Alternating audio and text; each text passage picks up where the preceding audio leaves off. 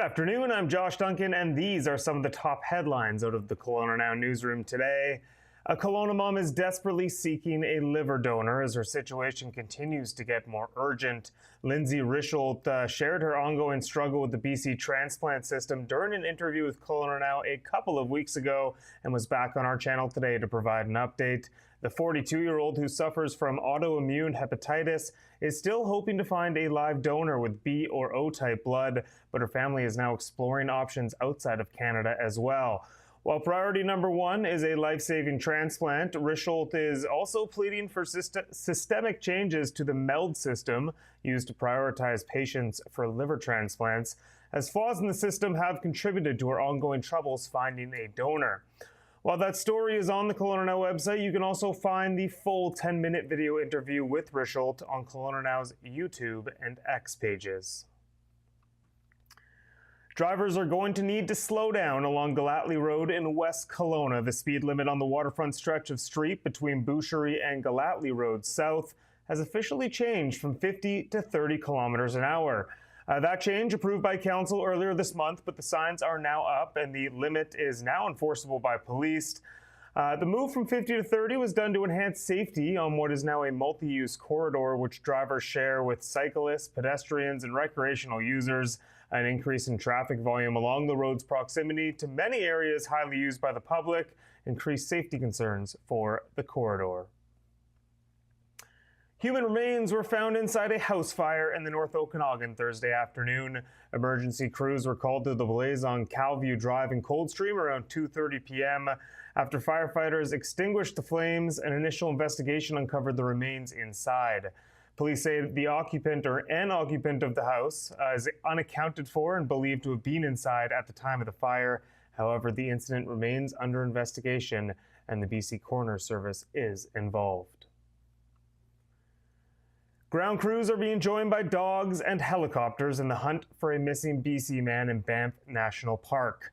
42-year-old Chad Singer of Radium was last seen Wednesday afternoon in Marvel Pass. Corporal Gina Slaney says he separated from a friend to do a climb that his friend did not want to attempt. He was reported missing when he did not return to the trailhead.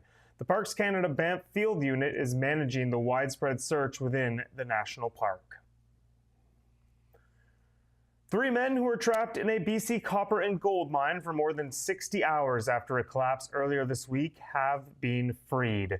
They emerged safely late Thursday night in what high-tech drilling's Dwayne Ross called a euphoric moment.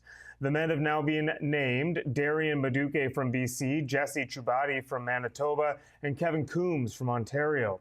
Officials say the men were trapped inside a steel refuge some 284 meters below the surface.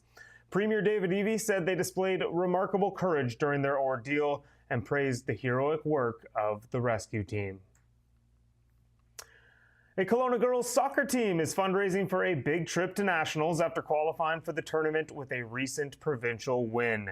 The Okanagan FC girls team won their second consecutive BC title at the 2025 A-Cup Provincial Championship in Kamloops last weekend. They breezed through the competition with an undefeated record and took down a pair of powerhouse teams from the Lower Mainland by a combined score of 18-4. They're now trying to raise $35,000 to pay for flights, hotels, meals, uniforms, and plenty more at the National Championships in Charlottetown, PEI in October.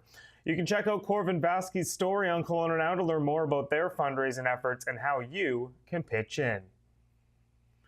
A quick look at the weekend weather. Mainly cloudy for the rest of the day, breezy as well. Chance of showers overnight as it drops into the mid-teens.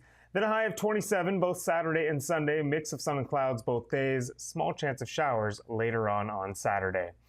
All right, that's it for me today and this week, but you can read up on all those stories and more by visiting KelownaNow.com. Enjoy your weekend. I'll see you back here on Monday for a look at more headlines. We'll see you then.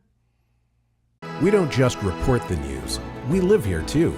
We're your neighbors, bringing you stories that matter to all of us.